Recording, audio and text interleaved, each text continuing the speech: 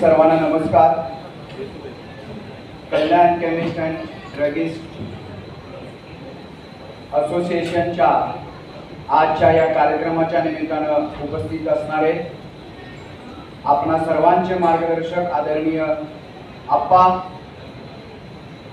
सर्व या असोसिएशनचे महाराष्ट्रातील आणि संपूर्ण भारतातील आणि कल्याणमधील सर्व पदाधिकारी आणि या कार्यक्रमाच्या निमित्तानं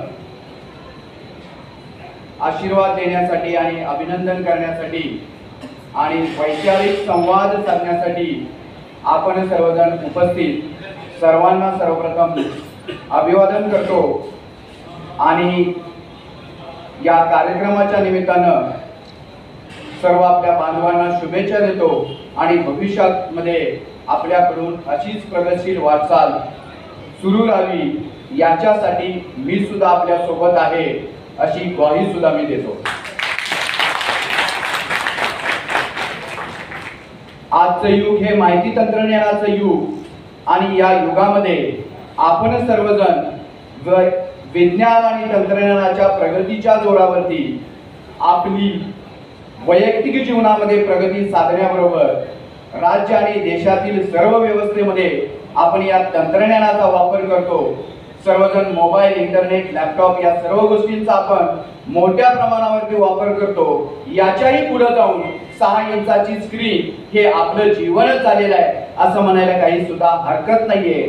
या सर्व तंत्रज्ञानाचा आणि विज्ञानाचा आपल्या प्रगतीसाठी आपण चांगल्या पद्धतीने वापर केलेला आहे.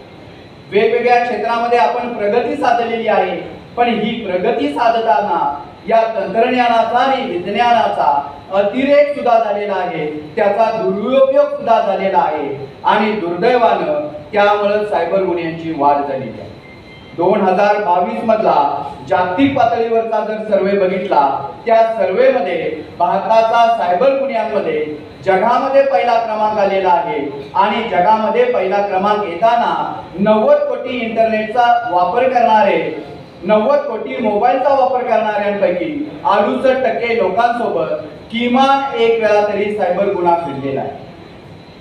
सायबर गुन्ह्यांमध्ये भारताचा पहिला क्रमांक येणे ही माझ्यासाठी पोलीस अधिकारी म्हणून आणि एक तरुण म्हणून दुर्दैवाची बाब म्हणेन आणि त्याच्यासाठीच मी अभियान घेतलेला आहे, जागरूक नागरिक अभियान. आणि या अभियानामधून दररोज किमान एक तरी व्याख्यान देऊन सायबर गुन्ह्यांमध्ये आपली जी फसवणूक होते, आपल्यासोबत वेगवेगळे गुन्हे घडतात, ते गुन्हे घडण्यासाठी आपण सर्वांनी प्रयत्न करायचा आहे. आणि हे व्रत घेऊन मी काम करत असताना आपल्या या असोसिएशननं मला आज या कार्यक्रमासाठी आमंत्रित केलं, ही खरी तर आनंदाची बाब आहे. आणि होत असलेल्या बदलाला आपल्याकडून सुद्धा सकारात्मक प्रतिसाद मिळतोय हे या कार्यक्रमातून दिसून येत आहे. सायबर गुन्ह्यांची वाढ होत असताना दर दिवशी पोलीस स्टेशनला येणाऱ्या सायबर तक्रारींचा जर आपण विचार केला तर एका पोलीस स्टेशनला किमान 15 ते 25 ऑनलाईन बँकिंग फ्रॉड किंवा सोशल मीडियातील गुन्हे घडल्यासंबंधी तक्रारी दाखल होतात आणि त्यामध्ये फसवणूक झालेली रक्कम 100 रुपये असेल, 1000 रुपये असेल, 10,000 रुपये असतील, 1 लाख रुपये असेल, 25 लाख, 50 लाख एवढ्या मोठ्या स्वरूपात वैयक्तिक पातळीवरती आर्थिक फसवणूक होते. आणि व्यावसायिक स्वरूपाची रक्कम घेतली तर 1 करोड, 5 करोड, 10 करोड, 25 करोड, 100 करोड, 200 करोड रुपयांपर्यंत सुद्धा या सायबर गुन्ह्यांच्या माध्यमातून फसवणूक झालेली आहे. काही उदाहरणं मी आजच्या वर्तमानपत्रातली तुम्हाला सांगणार आहे. 83 वर्षाच्या वयोवृद्ध व्यक्तीला ATM मधून पैसे काढताना 60,000 रुपयांसाठी लुबाडलेला आहे. 69 वर्षाच्या आजोबांना MSBचं बिल भरलेलं नाहीये म्हणून लिंक पाठवून 2,90,000 रुपयांना फसवणूक केलेली आहे. 49 वर्षाचे व्यापारी आहेत, अँटिक पीस फसवणूक करण्यासाठी अशी वस्तू मिळते असं सांगून त्यांच्या सोबत 1.25 कोटी रुपयांची फसवणूक झालेली आहे. 49 वर्षाचे तुमच्यातलेच एक फार्मासिस्ट आहेत, त्यांची सुद्धा फसवणूक झालेली आहे. 36 वर्षाची महिला, तिला ऑनलाईन जॉब मिळवून देतो म्हणून तिच्या सोबत 36,000 रुपयांची फसवणूक झालेली आहे. अशीच एक आपली गृहिणी आहे, तिला इंस्टाग्राम वरती लाईक्स आणि कमेंट्स केल्यानंतर पैसे येतात असं सांगून 2,30,000 रुपयांची फसवणूक केलेली आहे. कॉलेजच्या महाविद्यालयीन शिक्षण घेणाऱ्या विद्यार्थ्यांसोबत सुद्धा जॉब प्लॉटच्या नावावरती आणि ऑनलाईन शॉपिंगच्या नावावरती हजारो लाखो रुपयांची फसवणूक झालेली आहे.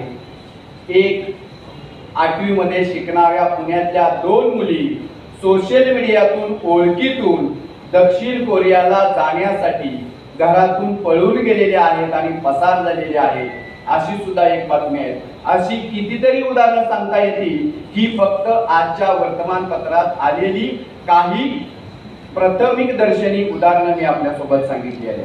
अशा स्वरूपाचे कितीतरी मोठ्या प्रमाणावरती आर्थिक फसवणूक होते आणि संपूर्ण महाराष्ट्रातील 2023 आणि 2022 मधील डाटा जर आपण बघितला तर महाराष्ट्रामध्ये पाठीमागच्या 2022 या वर्षामध्ये 5,900 गुन्हे नोंद झालेले आहेत आणि त्या 5,900 गुन्ह्यांमध्ये फक्त 589 गुन्ह्यांचा तपास झालेला आहे आणि याच्यामध्ये फसवणूक झालेली रक्कम ही 599 करोड रुपयांची आहे आणि त्यातले फक्त 12 लाख रुपये आपल्याला परत आणण्यामध्ये यश आलेलं आहे.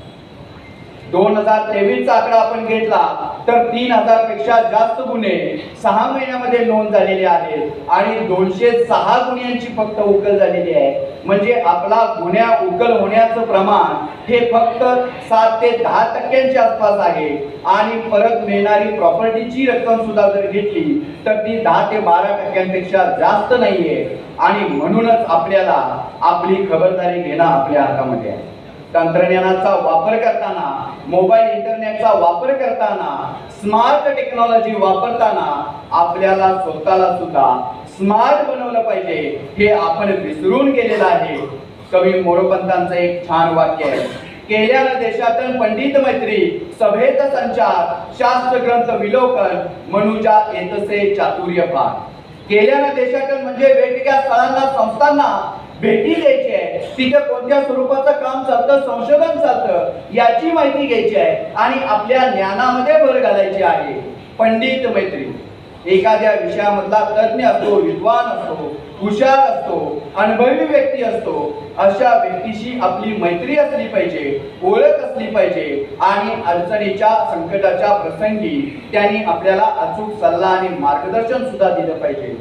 सभेत संचार, चांगल्या उद्देशाने ज्या ठिकाणी लोक एकत्र आलेली असतात अशा ठिकाणी आपली आवर्जून उपस्थिती असली पाहिजे आणि नुसती उपस्थिती असून चालणार नाहीये तर आपला कृतीशील सहभाग सुद्धा असला पाहिजे.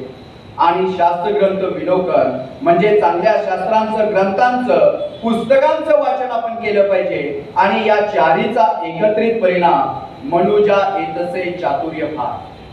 आता मी गुन्ह्यांची सद्यस्थिती तुम्हाला सांगितली, झालेली फसवणुकीची आकडेवारी सांगितली आणि होणाऱ्या गुन्ह्यांचा तपास आणि त्यातून गुन्ह्यांची उकल होणारी संख्या सांगितली.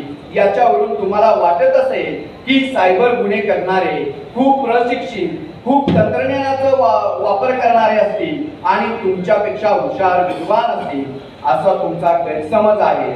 कारण की सायबर गुन्हे करणारे गुन्हेगार हे आपल्यापेक्षाही कमी शिक्षित असतात, कमी प्रगतशील असतात. अप्रगतशील राज्यामधून, अप्रगतशील भागामधून, अप्रगतशील देशांमधून सुद्धा अशा प्रकारचे गुन्हे केले जातात. याचं कारण एकमेव आहे की आपलं असलेलं अज्ञान. त्यासाठी आपल्याला अशा प्रकारच्या कार्यक्रमाच्या माध्यमातून प्रबोधन करून चालणार नाहीये तर वेगवेगळ्या विषयांचे प्रशिक्षण कार्यक्रम आपल्याला आयोजित केले पाहिजे आणि आपण स्वतः फक्त समाजकारण, अर्थकारण, राजकारण, इतिहास, भूगोल या मर्यादित विषयांचा अभ्यास न करता विज्ञान आणि तंत्रज्ञानाचा, संशोधनाचा, वेगवेगळ्या तांत्रिक बाबींचा अभ्यास करणं गरजेचं आहे आणि त्या अभ्यासातून आपल्या ज्ञानामध्ये, आपल्या तांत्रिक ज्ञानामध्ये भर घालणं गरजेचं आहे. आजचं युग हे माहिती तंत्रज्ञानाचं युग आहे असं म्हणून चालणार नाहीये तर माहिती तंत्रज्ञानाच्या युगामध्ये आपल्याला माहिती असणं गरजेचं आहे, आपल्याला ज्ञान असणं गरजेचं आहे आणि तंत्रज्ञान वापराचं प्रशिक्षण आपण घेणं गरजेचं आहे. आपण एका विषयाचं शिक्षण घेतलेलं आहे, एका विषयामध्ये पदवी किंवा मास्टर डिग्री घेतलेली आहे, आपण एका क्षेत्रामध्ये काम करत आहोत त्या विषयाचा आपला अभ्यास आहे, त्या क्षेत्रामधला आपला अनुभव आहे. पण तंत्रज्ञानाच्या बाबतीमध्ये जे वेगवेगळे विषय आहेत त्या सर्व क्षेत्रांचा आपला अभ्यास नाहीये आणि आपला अभ्यास आहे असं समजूनच आपण हे मोबाईल, इंटरनेट, लॅपटॉप या सर्व गोष्टींचा वापर करतो आणि त्यामुळं सायबर गुन्हेगार आपली फसवणूक करतात. सायबर गुन्ह्यांपासून आपली फसवणूक होऊ नये याच्यासाठी आपल्याला 3 बाबींवरती वैयक्तिक स्तरावरती लक्ष दिलं पाहिजे. एक पहिला प्रकार आहे ऑनलाईन बँकिंग फ्रॉड होता. ऑनलाईन बँकिंग फ्रॉड होऊ नये याच्यासाठी आपल्याला ऑनलाईन बँकिंग वापरामधले 3 जे मोड आहेत ते समजून घेणं गरजेचं आहे. पहिला मोड आहे आपण UPI, जसे फोन पे, पेटीएम, गुगल पे यांचा आपण वापर करतो. तो वापराचा मोड आपल्याला देण्याच्या पाठीमागे उद्देश हा आहे की आपल्याला प्रत्येक वेळी छोटी रक्कम काढण्यासाठी किंवा छोट्या व्यवहारांसाठी सुटे पैसे ठेवण्यासाठी किंवा बँकेमध्ये ATM मध्ये जायला लागू नये म्हणून किरकोळ स्वरूपाचे व्यवहार करण्यासाठी हा मोड दिलेला आहे. आणि या मोडमध्ये तुम्हाला बेनिफिशियरी ऍड करण्याची गरज नाहीये. एक QR कोड स्कॅन केला किंवा मोबाईल नंबर टाकला की तुमच्या बँक खात्यातून एका सेकंदामध्ये ते पैसे ट्रान्सफर होतात. याला आपण इन्स्टंट पेमेंट मोड असं म्हणतो. आणि समोर दिसणाऱ्या व्यक्तीला तुम्हाला जर पेमेंट करायचे असेल तर या मोडचा तुम्ही सर्वाधिक वापर करायला हवा. 10 रुपयांपासून 1000 रुपयांपर्यंत किंवा 10 रुपयांपासून 5000, 25,000 अशा स्वरूपाची मर्यादा आपल्या व्यवहारानुसार, आपल्या दैनंदिन व्यवहारानुसार आपण घालणं गरजेचं आहे. आणि समोर दिसणाऱ्या व्यक्तीला QR कोड स्कॅन करून पैसे ट्रान्सफर करण्यासाठी या मोडचा आपण वापर करायला हवा. दुसरा मोड आहे mobile banking app. Mobile banking app हे ज्या बँकेचं आपलं बँक खातं असतं त्या बँकेकडून आपल्याला ही सेवा दिलेली असते आणि या सेवेमध्ये काही हजार रुपयांपासून 2 लाख ते 5 लाख रुपयांपर्यंतची मर्यादा घातलेली असते. या मोड मधून आपल्याला पैसे ट्रान्सफर करण्यासाठी सुद्धा बेनिफिशियरी ऍड करावे लागतात आणि बेनिफिशियरी ऍड केल्यानंतर अर्ध्या तासानंतर आपण कमी रकमेचे व्यवहार करतो आणि 24 तासानंतर किंवा 48 तासानंतर आपण मोठ्या रकमेमध्ये व्यवहार करत असतो.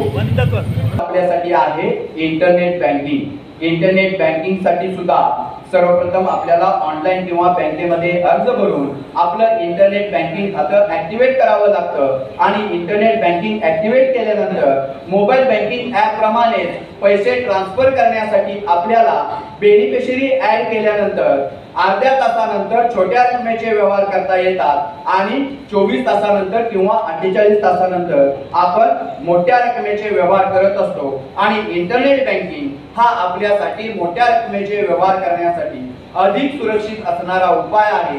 तुमच्या वैयक्तिक लॅपटॉपवरती किंवा कॉम्प्युटरवरती तुम्ही मोठ्या रकमेचे व्यवहार करत असाल तर इंटरनेट बँकिंगचा हा पर्याय तुम्हाला निवडायला हवा. आणि जो मी इन्स्टंट पेमेंट मोडचा एका सेकंद मध्ये पैसे पाठवण्याचा जो मोड आहे त्या मोडचा गैरवापर हे सायबर गुन्हेगार करत असतात. तुमच्या सोबत जे ऑनलाईन बँकिंग फ्रॉड होता त्या बँकिंग फ्रॉड मध्ये 80 ते 90% फ्रॉड या इन्स्टंट पेमेंट मोडद्वारेच केले जातात. कारण की या मोडद्वारे एका सेकंदामध्ये बेनिफिशियरी ऍड न करता तुमच्या खात्यातून पैसे अन्य व्यक्तीला ट्रान्सफर होतात आणि याचाच गैरफायदा सायबर गुन्हेगार घेतात. त्यामुळे तुम्ही पहिली महत्त्वाची गोष्ट लक्षात ठेवायची आहे की UPI द्वारे तुम्ही जे पेमेंट करता, गुगल पे, फोन पे, पेटीएम या पेमेंट मोडचा वापर करताना अधिक सुरक्षितता, अधिक खबरदारी, अधिक सावधानगिरी तुम्ही बाळगली पाहिजे. कारण की या माध्यमातूनच तुमच्या सोबत ऑनलाईन बँकिंग फ्रॉड होण्याची शक्यता अधिक आहे.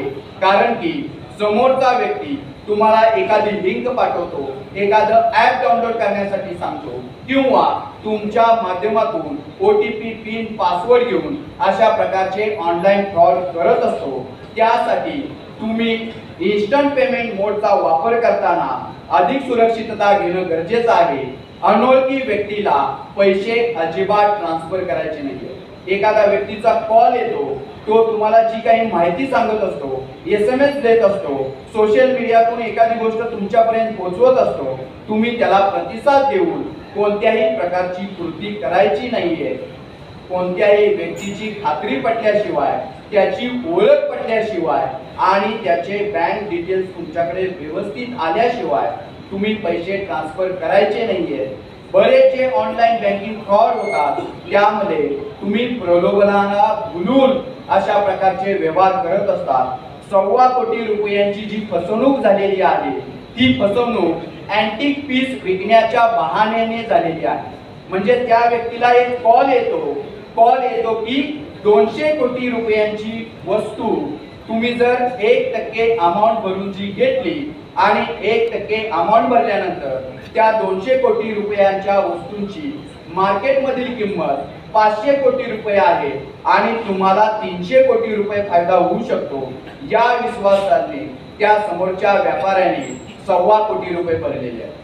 आणि ज्या वेळेला 5 महिने 6 महिने झाल्यानंतर त्यांचे पैसेही परत मिळत नाहीयेत आणि 200 कोटी रुपयांची वस्तूही मिळत नाहीये, त्यावेळेला त्यांच्यासोबत फ्रॉड झालेला हे लक्षात आलेलं आहे.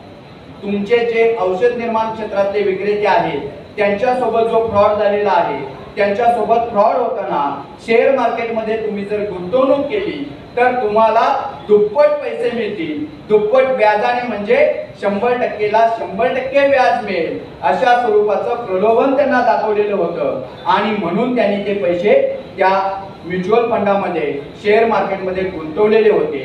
अशा स्वरूपाचे प्रलोभन दाखवल्यामुळं तुम्ही अशा प्रकारचे व्यवहार करत असता.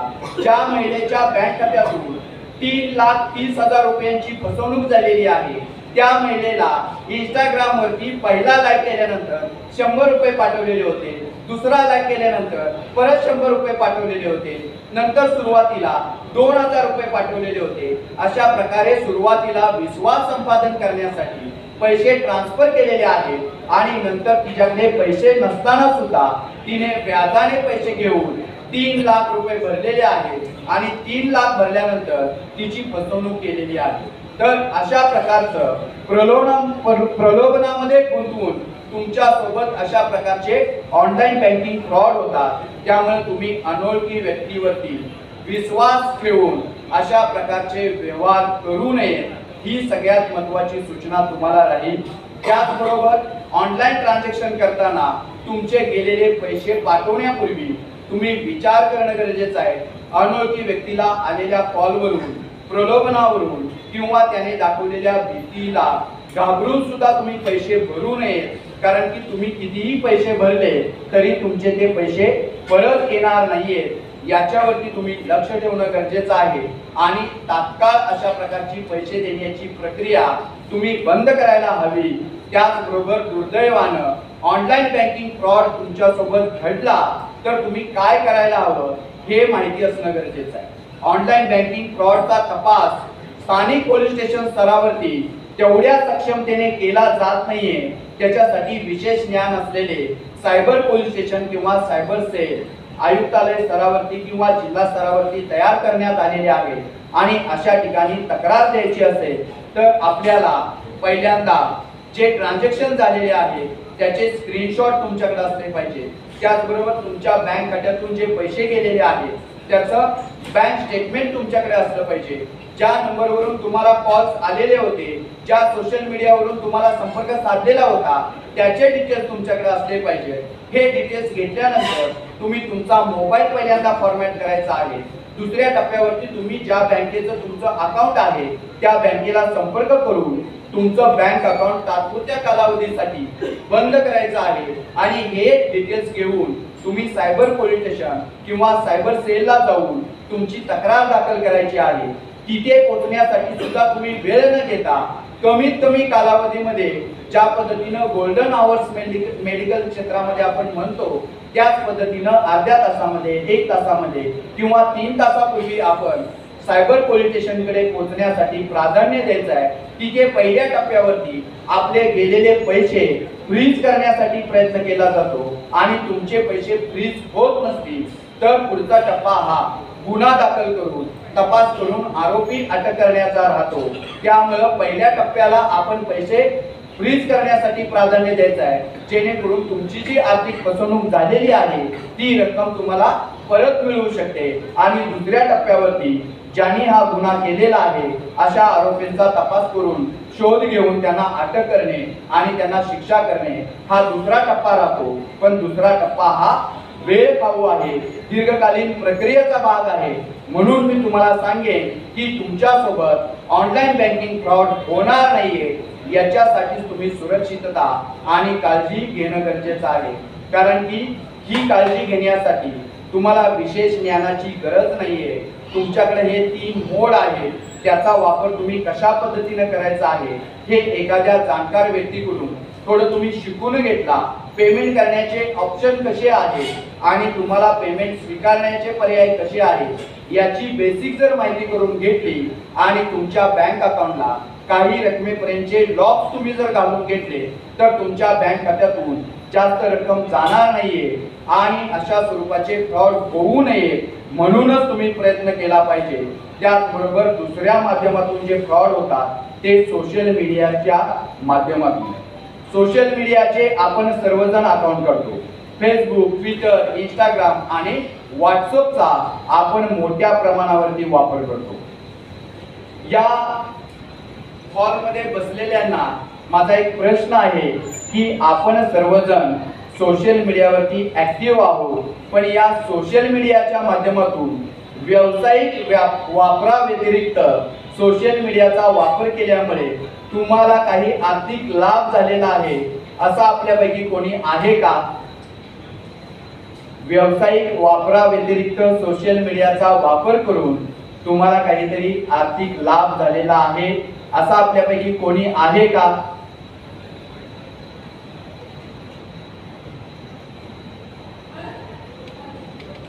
कोणीही नाहीये। एखादा असेल तर तो त्याला अपवाद असू शकतो। सोशल मीडियाचा वापर आपण फक्त 3 गोष्टींसाठी करतो, एंटरटेनमेंट, एन्जॉयमेंट आणि इव्हेंट सेलिब्रेशन, दुसऱ्यांना दाखवण्यासाठी। या 3 गोष्टींसाठी आपण सोशल मीडियाचा वापर करतो। सोशल मीडियाचा वापर मनोरंजनासाठी, आनंदासाठी आणि दुसऱ्यांना आपले इव्हेंट दाखवण्यासाठी तुम्ही जरूर करावा, पण त्याचा किती वेळ आणि मर्यादेबाहेर आपण वापर करतो याचा सुद्धा विचार करणं गरजेचं आहे। काही मर्यादित कालावधीसाठी आपण त्याचा वापर करत असाल तर ती चांगली बाब आहे, पण मर्यादेच्या बाहेर जाऊन अतिरिक्त वेळ आपण त्या सोशल मीडियाचा जर वापर करत असेल तर ती आपल्यासाठी चांगली गोष्ट नाहीये। आज केमिस्ट असोसिएशनच्या या कार्यक्रमाला उपस्थित राहताना आणि त्यांच्या कार्यक्रमाचं त्या हॉलचं उद्घाटन करताना मला अतिशय आनंद होतो की देश पातळीवरची ही नावाजलेली अशी संस्था इतकं मोठं कार्य निर्माण करते, आपल्या कृतीतून ओळख निर्माण करते। त्याच्या पाठीमागे त्यांच्याकडे असलेला प्रत्यक्ष संवाद, वैयक्तिक भेटीगाठी, वैयक्तिक संबंध हे अधिक समृद्ध करणारे आहेत आणि त्याच्यातून निर्माण होणारं काम हे कृतीशील आणि दीर्घकालीन आदर्श निर्माण करणार आहे आणि इतरांच्या जीवनामध्ये बदल घडवणार आहे। सोशल मीडियाचा वापर आपण जरूर करावा, पण त्या मर्यादेच्या बाहेर जाऊन आपण वैयक्तिक स्तरावरती सुद्धा याचा संवाद साधण्यासाठी विचार करणं गरजेचं आहे। कारण की आज आपण तंत्रज्ञानाचा वापर करतो, पण तंत्रज्ञानाच्या इतक्या आपण आहारी गेलेलो आहे की वैयक्तिक संवाद साधण्याला, कौटुंबिक संवाद साधण्याला, मित्र परिवारामध्ये बसून गप्पा मारण्याला आपण विसरून गेलेलो आहे, मुकलेलो आहे। आणि त्यामुळे तरुण वयामध्ये शिक्षित असणाऱ्या लोकांमध्ये, घरची परिस्थिती चांगली असणाऱ्या लोकांमध्ये नैराश्याचं, मानसिक तणावाचं प्रमाण वाढून आत्महत्या करण्याची वेळ सुद्धा आपल्यावरती आलेली आहे। याचा सुद्धा आपण या कार्यक्रमाच्या निमित्तानं विचार करणं गरजेचं आहे। सोशल मीडियाचा वापर करताना इतरांनी सोशल मीडियाचे अकाउंट काढले म्हणून आपण सुद्धा अकाउंट काढायला हवे हा विचार सोडून आपल्याला त्या सोशल मीडियाचा वापर करून काहीतरी उपयोग आहे का, फायदा आहे का याचा विचार करणं गरजेचं आहे। सोशल मीडियाचा वापर करताना त्याच्या सुरक्षिततेच्या ज्या उपाययोजना आहेत, युजर आयडी असेल, पासवर्ड असेल, या गोष्टी आपल्याला सुरक्षित ठेवणं गरजेचं आहे आणि दर 3 महिन्यानंतर त्याच्या वापरामध्ये आपल्याला बदल करणं गरजेचं आहे आणि सुरक्षिततेच्या उपाययोजना आपण स्वतः प्रशिक्षित व्यक्तीकडून शिकून घेणे हे जास्त गरजेचं आहे।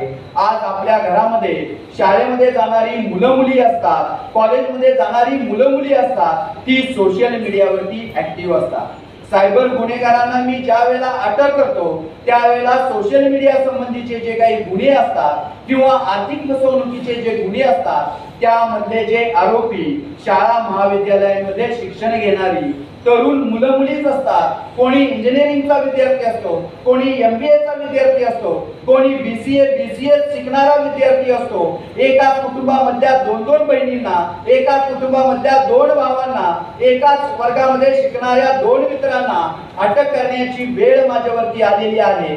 त्यावेळेला इथं बसलेल्या पालकांनी सुद्धा जागरूक होणं गरजेचं आहे आणि आपल्या घरातली मुलं मुली सोशल मीडियावरती काय करतात, कुणाच्या संगतीमध्ये असतात, कुणाशी मैत्री करतात याच्यावरती लक्ष देणं गरजेचं आहे। आपण मुंबई सारख्या शहराच्या आजूबाजूला राहणारे लोक आहोत। या शहरामध्ये मनोरंजनाचे, चंगळवादाचे, भौतिकवादाचे दुष्परिणाम दिसत आहेत आणि या दुष्परिणामाच्या माध्यमातून गुन्हेगारी जगतामध्ये आपल्या तरुण मुलं मुलींचा संपर्क सोशल मीडियाच्या माध्यमातून येतो। लव जिहाद असेल किंवा दहशतवादी संघटनांमध्ये सहभागी होणारी जी मुलं असतील ती मुलं बघितल्यानंतर 15 ते 30 वयोगटातील आपली उच्च शिक्षित असणारी, चांगलं शिक्षण घेणारी मुलं त्याच्यामध्ये ओढली जातात। ड्रग्जचा विळखा मोठ्या प्रमाणावरती आपल्या या शहराच्या आजूबाजूला आहे आणि 15 ते 30 वयोगटातील किमान 85% मुलांनी एक वेळा तरी तंबाखू, गुटखा, सिगारेट, दारू आणि अंमली पदार्थ म्हणजे ड्रग्ज याचं व्यसन केलेलं आहे। हा सर्वे आपल्या समोर आलेला आहे। उच्च शिक्षित इंग्लिश मीडियम शिक्षण देणाऱ्या आधुनिक शाळांमध्ये सुद्धा 8वी, 9वी, 10वी, 11वी, 12वी आणि महाविद्यालयीन शिक्षण घेणाऱ्या मुलांमध्ये या व्यसनांचं प्रमाण खूप मोठ्या प्रमाणावरती वाढलेलं आहे। कारण की तुम्ही घरामध्ये 9 ते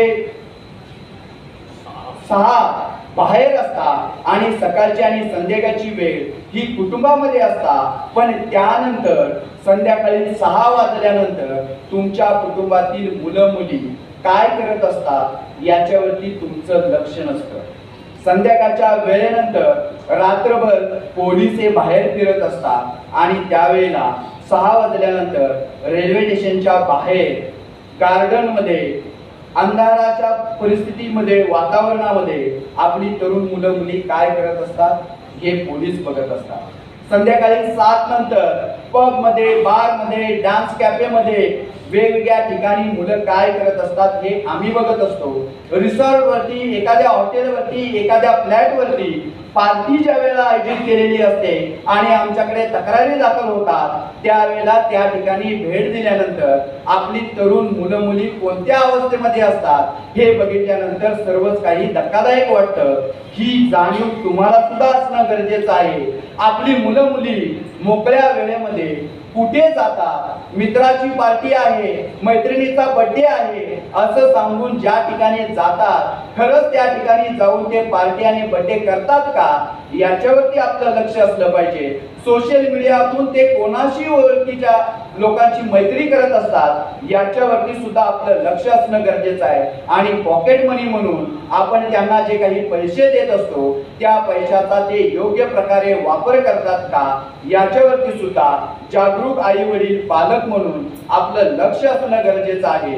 शहरामध्ये 200 लोकांची पोलीस भरती होते, पण त्या पोलीस भरतीमध्ये नवी मुंबई शहरामध्ये राहणाऱ्या फक्त 7 मुलांची निवड होते आणि बाकीची 193 मुलं ही ग्रामीण भागातून आलेली असतात। शहरातील मुलं मैदानावरती अजिबात खेळत नाहीयेत, त्यामुळे पोलीस भरतीमध्ये सुद्धा ती यशस्वी होत नाहीयेत आणि शहरामध्ये असणारे प्रशासनामध्ये काम करणारे अधिकारी सुद्धा 80 ते 85% हे ग्रामीण भागातूनच आलेले असतात, कारण की प्रतिकूल परिस्थितीमध्ये स्वतःला सिद्ध करण्यासाठी त्यांना या मार्गामध्ये जाऊन परिश्रम करून यश मिळवण्याशिवाय दुसरा पर्याय राहत नाहीये. आणि शहरामध्ये राहणारी तुमची मुलं मनोरंजनाच्या नावाखाली, आनंदाच्या नावाखाली आणि मजा करण्याच्या नावाखाली या चुकीच्या व्यसनांच्या आहारी जाऊन चांगल्या सवयींपासून दूर राहतात.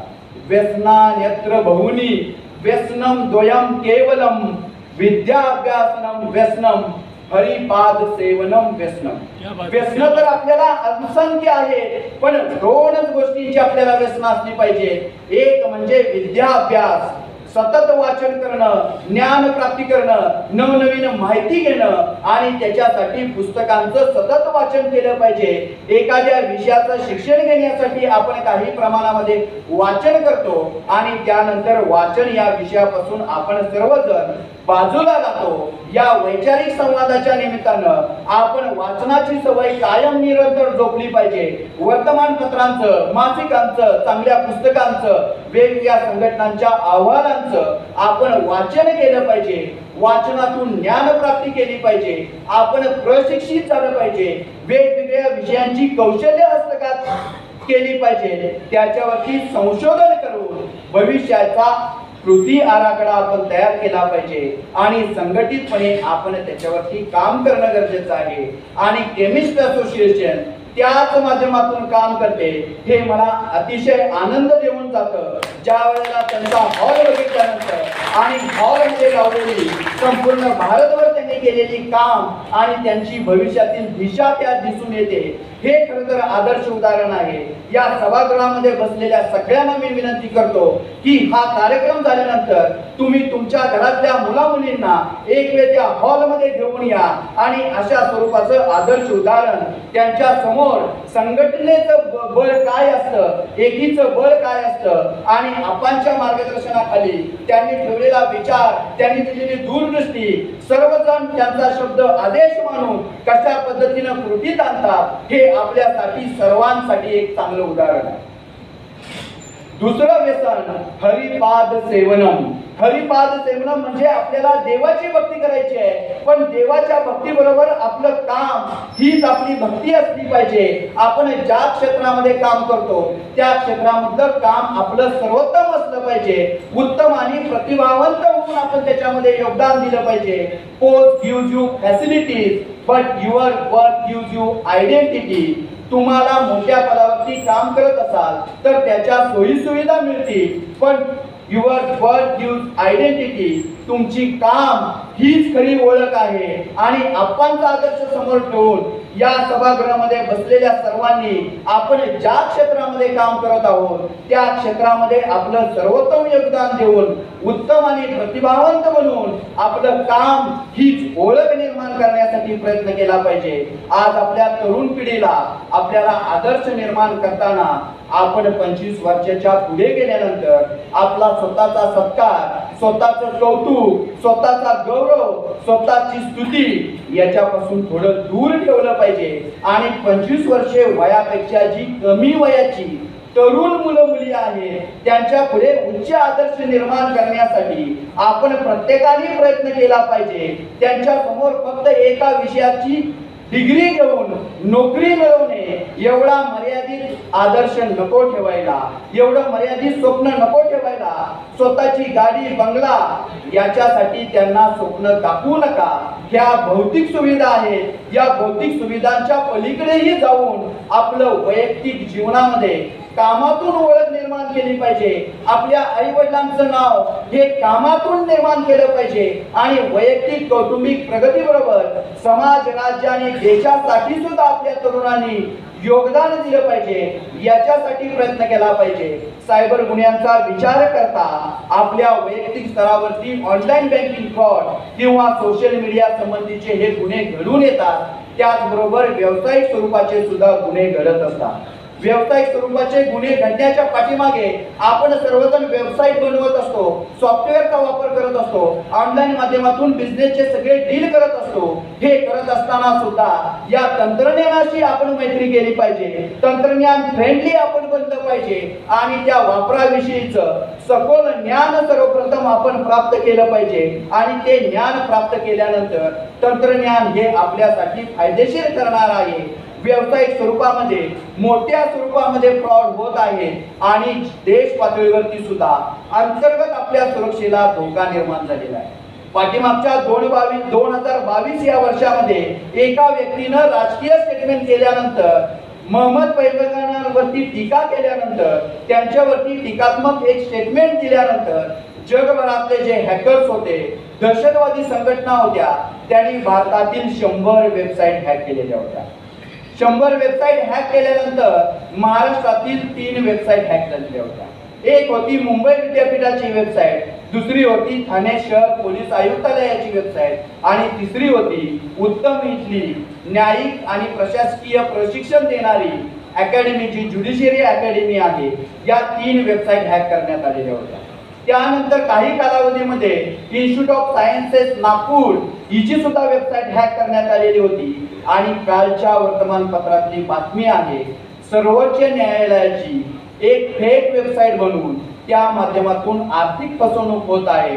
आणि सर्वोच्च न्यायालयाचे सरन्यायाधीश चंद्रचूड साहेबांनी त्यांच्या व्याख्यानामध्ये याचा संदर्भ देऊन अशा प्रकारची तुमची फसवणूक होऊ नये याच्यासाठी तुम्ही स्वतः खबरदारी घेतली पाहिजे, अशा प्रकारचं वक्तव्य केलेलं आहे. मला सांगायला दुर्दैव वाटतं, खेद वाटतं की आपल्या देशामधली सुरक्षेची, सायबर सुरक्षेच्या दृष्टीनं जी व्यवस्था आहे, धोरण आहे, पोलीस दलातील जी प्रक्रिया आहे, न्यायालयीन जी व्यवस्था आहे आणि आपली अंतर्गत सुरक्षिततेची जी व्यवस्था आहे ती तेवढी सक्षम नाही. ती सक्षम करण्यासाठी प्रत्येक स्तरावरती आपल्याला काम करणं गरजेचं आहे. प्रत्येक स्तरावरती आपल्याला योगदान देणं गरजेचं आहे आणि प्रत्येकाने आपण कृतीशील प्रयत्न करणं गरजेचं आहे. कारण की येणाऱ्या काळामध्ये युद्ध हे जमिनीवरची लढाई होणार नाहीये, पाण्यावरची लढाई होणार नाहीये, अवकाशातून लढाई होणार नाहीये आणि अण्वस्त्रांचा सुद्धा वापर केला जाणार नाहीये. याच्यावरती मला विश्वास आहे. भविष्यामध्ये लढाई होईल, ती सायबर हल्ल्याच्याच माध्यमातून होईल. आपला देश संरक्षणाच्या क्षेत्रामध्ये, अन्य क्षेत्रामध्ये आपण प्रगतशील आहोत, तेवढी सक्षमता आपण प्राप्त केलेली आहे. पण सायबर सुरक्षिततेच्या माध्यमातून आपल्याला 75 वर्षाचा स्वातंत्र्य महोत्सव साजरा करत असताना, भविष्याचा 100 वर्षाचा वेध घेताना येणाऱ्या 25 वर्षामध्ये सायबर सुरक्षिततेच्या बाबतीमध्ये देशातील प्रत्येक नागरिकाने योगदान देऊन आपल्या देशाला आपल्या वैयक्तिक स्तरावरती, आपल्या व्यावसायिक स्तरावरती, आपल्या सामूहिक स्तरावरती आणि आपल्या संपूर्ण व्यवस्थेमध्ये सुरक्षिततेच्या दृष्टीने प्रयत्न करणं गरजेचं आहे. आणि त्याच्यासाठी आपल्याला तंत्रज्ञानाच्या बाबतीमध्ये अधिक विचार करून, अधिक समृद्ध होऊन, अधिक प्रशिक्षित होऊन अशा प्रकारचं संशोधन करून प्रत्येक स्तरावरती काम करणं गरजेचं आहे. या केमिस्ट असोसिएशनच्या माध्यमातून काम करताना NDPS ऍक्ट मधील बेकायदेशीर किंवा त्रासदायक तरतुदी बदलण्यासाठी सुद्धा त्यांनी प्रयत्न केलेला आहे आणि त्या तरतुदी बदललेल्या आहेत. राज्याच्या, देशाच्या धोरण निर्मितीमध्ये सुद्धा जागरूक आणि जबाबदार नागरिकांची भूमिका खूप महत्वाचा भाग आहे. राजकारण म्हटल्यानंतर आपल्या डोळ्यासमोर आपला नकारात्मक असलेला राजकारणी व्यक्ती आणि ते करत असलेले राजकारण येतं. पण या कार्यक्रमाच्या निमित्ताने मी सांगेन, राजकारणामध्ये जागरूक आणि जबाबदार नागरिकांची भूमिका निभावण्याची आपली ही वेळ आलेली आहे. राजकारण म्हटल्यानंतर महात्मा गांधीजींचा चेहरा समोर आला पाहिजे, लोकमान्य टिळकांचा चेहरा समोर आला पाहिजे, सुभाषचंद्र बोस यांचा चेहरा समोर आला पाहिजे, पंडित नेहरूंचा चेहरा समोर आला पाहिजे, भारताच्या राष्ट्रपती पदावरती निवडणूक लढवून बसलेले डॉक्टर APJ अब्दुल कलाम यांचा चेहरा आपल्या समोर आला पाहिजे. आणि राजकारण काय असतं, राजकारणाच्या माध्यमातून प्रत्येक व्यक्तीच्या जीवनामध्ये कशा पद्धतीनं परिवर्तन करता येतं आणि भारताचं संविधान लिहिणारे डॉक्टर बाबासाहेब आंबेडकर यांचा चेहरा आपल्या समोर आला पाहिजे आणि आपल्या प्रत्येक व्यक्तीनं राजकारणामध्ये जागरूक आणि जबाबदार नागरिकाची भूमिका निभावून राज्याच्या आणि देशाच्या धोरण निर्मितीमध्ये आपण प्रत्येकाने सहभाग घेतला पाहिजे. वर्तमानपत्रामधल्या येणाऱ्या वेगवेगळ्या विषयांच्या जाहिराती या फक्त जाहिरातीसाठी नसतात, तर तुमचं वाचन करण्यासाठी, तुमचा त्याचा अभ्यास करण्यासाठी आणि शासनाच्या वेबसाईटवरती दिलेले मसुदे, कायद्याच्या तरतुदी या तुम्ही अभ्यास करून तुमची मतं मांडण्यासाठी दिलेले असतात. या माध्यमातून आपण देशातील प्रत्येक नागरिकाने जागरूक आणि जबाबदार होऊन अशा पद्धतीनं आपला सहभाग दिला पाहिजे आणि अशा पद्धतीनं आपल्याला योग्य असणारे, आपल्यासाठी असणारे कायदे आणि नियम बनवण्यामध्ये आपण सहभागी होणं गरजेचं आहे. या माध्यमातून आपण प्रयत्न करत असताना, आपण स्वातंत्र्याचा महोत्सव 75 वर्षे साजरा करत असताना आज आपल्याला कोणत्या गोष्टींची गरज आहे याचा विचार करणं गरजेचं आहे. Great peoples are not doing the great things, but they are doing the simple things in a great way. आज आपला देश स्वातंत्र्यामध्ये असताना आपण कोणती भूमिका निभावली पाहिजे याचा विचार करत असताना आपण आपल्या देशाच्या व्यवस्थेकडे, राज्याच्या व्यवस्थेकडे दोष देण्याकडे लक्ष देत असतो. इतरांनी काय करायला हवं याच्यावरती विचार करत असतो. आपल्या अधिकारांबाबत आपण जागरूक असतो, पण आपल्या कर्तव्यांबाबत आपण जागरूक असत नाहीये. आपल्याला खूप मोठी कामं करण्याची गरज नाहीये. आपल्याला छोट्या छोट्या कामातूनच, कृतीशील सहभागातून बदल घडवण्याची आपली भूमिका असली पाहिजे आणि त्यासाठी आपल्याला देशातील कायदे आणि नियमांचं पालन करणं गरजेचं आहे. देशातील कायदे आणि नियमांचं पालन करत असताना आपण जागरूक आणि जबाबदार नागरिक होऊन आपण प्रत्यक्ष कृतीमध्ये आपलं चांगलं योगदान देणं गरजेचं आहे. देशाचा नागरिक म्हणून आपण कृती करणं गरजेचं आहे. आपण इतरांवरती टीका करण्यापेक्षा स्वरूप पाहून स्वतःपासून सुरुवात करणं गरजेचं आहे. स्वतः चांगल्या सवयी लावून तंत्रज्ञानाचा अधिक चांगल्या पद्धतीनं वापर करून आपलं जीवन बदलण्यासाठी आणि पर्यायानं आपल्या वैयक्तिक जीवनामध्ये, कौटुंबिक जीवनामध्ये प्रगती करत असताना समाज, राज्य आणि देशामध्ये सुद्धा आपल्याला चांगलं बदल घडवण्यासाठी 15 ऑगस्ट आणि 26 जानेवारी या दोनच दिवशी आपण देशभक्त व्यक्त न करता प्रत्येक क्षणाला, प्रत्येक कृतीमधून आपण देशभक्ती व्यक्त केली पाहिजे. आणि जपानसारख्या देशातल्या प्रत्येक नागरिकानं ज्या पद्धतीनं कार्यसंस्कृती जोपून, देशभक्ती जपून आपल्या देशाला प्रगतिशील केलेला आहे, तशा पद्धतीनं आपण प्रत्येकानं आपल्या देशाला येणाऱ्या 25 वर्षामध्ये समृद्ध आणि सशक्त भारत बनवण्यासाठी प्रयत्न करूया. आणि सायबर गुन्हे रोखण्यासाठी आपण प्रत्येक जण प्रयत्न करूया. कारण की सायबर गुन्हेगारी संदर्भात प्रतिबंध करण्यासाठी शासनाची, पोलीस दलाची व्यवस्था आहे, पण पृथ्वीवरती प्रत्येक ठिकाणी आपल्याला कार्पेट टाकण्याऐवजी आपण स्वतःच्या पायामध्ये चप्पल घालणे, शूज घालणे हे आपल्याला सहज शक्य आहे आणि आपल्या हातामध्ये आहे. त्याचप्रमाणे ऑनलाईन बँकिंग फ्रॉड किंवा सोशल मीडिया संबंधीचे गुन्हे रोखणे हे आपल्या सहज आणि सहज शक्य होणारी गोष्ट आहे. त्याच्यासाठी आपल्याला ज्ञान प्राप्त करणं गरजेचं आहे. सुरक्षिततेच्या उपाययोजना आपण करणं गरजेचं आहे आणि काही कृती करणं गरजेचं आहे. ऑनलाईन बँकिंग फ्रॉड आपल्यासोबत होऊ नये म्हणून आपण 2 बँकेचे अकाउंट घ्यायचे आहेत. आपल्याकडे 2 अकाउंट्स असतात. एक अकाउंट आहे ते आपण इंटरनेट बँकिंग, मोबाईल बँकिंग किंवा UPI ला लिंक करायचं आहे. त्या अकाउंट मध्ये आपल्याला कमीत कमी रक्कम ठेवायची आहे. दुसरं जे अकाउंट, ज्या अकाउंट मध्ये तुमच्याकडे जास्त पैसे असतात, ते अकाउंट शक्यतो इंटरनेट मोडला किंवा ऑनलाईन मोडला कनेक्ट करायचं नाहीये आणि केलं तर फक्त इंटरनेट बँकिंगचा त्याच्यामध्ये वापर करायचा आहे. आणि दुसरा भाग आहे, तुमच्याकडे 2 मोबाईल असतात. एक मोबाईल आहे तो तुमच्या बँकला लिंक करण्यासाठी तुम्ही वापरायचा आहे, जेणेकरून त्याच्यावरती आलेले SMS, अलर्ट, नोटिफिकेशन आपण सोशल मीडियाच्या जमामध्ये दुर्लक्षित करतो, ते दुर्लक्षित होणार नाहीये. आणि दुसरा भाग आहे, आपण ईमेल सुद्धा 2 काढायचे आहे. तो ईमेल दुसरा जो काढलेला आहे तो अन्य ठिकाणी न देता फक्त बँकिंगच्या अकाउंटला लिंक करण्यासाठी द्यायचा आहे आणि सोशल मीडियाच्या अकाउंटला लिंक करण्यासाठी तो ईमेल वापरायचा आहे, जेणेकरून त्याच्यावरती सुद्धा आलेले अलर्ट नोटिफिकेशन तुमचं अकाउंट हॅक करण्यासाठी किंवा तुमच्या बँकेच्या अकाउंटमधून पैसे काढण्यासाठी ज्या वेळेला अलर्ट्स येतात त्यावेळेला तुम्हाला तात्काळ कृती करण्यासाठी ते अतिशय महत्त्वाचे आहे। त्यामुळे या गोष्टींचा वापर करून आपल्यासोबत ऑनलाईन बँकिंग फ्रॉड किंवा सोशल मीडियाचा कोणताही गुन्हा होणार नाहीये याच्यासाठी आपण प्रयत्न करायचा आहे। समर्थ रामदासांनी सांगितल्याप्रमाणे जे जे आपणास ठावे ते ते इतरांना सांगावे, शहाणे करूनच सोडावे सकळ जन। या न्यायाने माझ्याकडे जी माहिती होती ती तुमच्यापर्यंत पोहोचवण्याचा मी प्रयत्न केलेला आहे, पण 1 तासाच्या या मर्यादित कालावधीमध्ये तुम्हाला सर्व विषयांचं प्रशिक्षण देणं हे अवघड बाब आहे। यासाठी तुमच्या स्तरावरती तुम्ही अशा स्वरूपाचे छोटे छोटे प्रशिक्षण कार्यक्रम आयोजित करणं गरजेचं आहे। मोकळ्या वेळेमध्ये बसलेला असताना तुम्ही अशा प्रकारच्या गोष्टी शिकून घेणं गरजेचं आहे।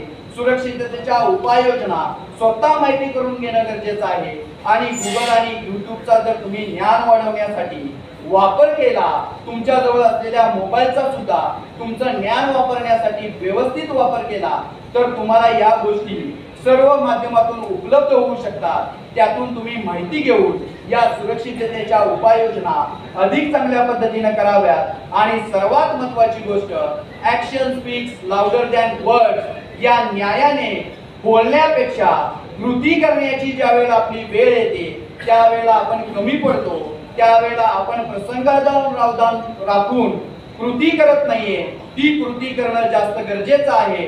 आणि येणाऱ्या काळामध्ये आपण वैयक्तिक, कौटुंबिक, राज्य आणि देश स्तरावरती सक्षम पर्याय निर्माण करण्यासाठी जागरूक आणि जबाबदार नागरिकाची भूमिका प्रत्येक जण पार पाडूया। मी तरुण पोलीस अधिकारी म्हणून हे बदल करण्यासाठी प्रयत्न करत आहे। आपण सुद्धा आपल्या स्तरावरती असे बदल घडवण्यासाठी सकारात्मक प्रयत्न करूया। जय हिंद, जय भारत, जय महाराष्ट्र।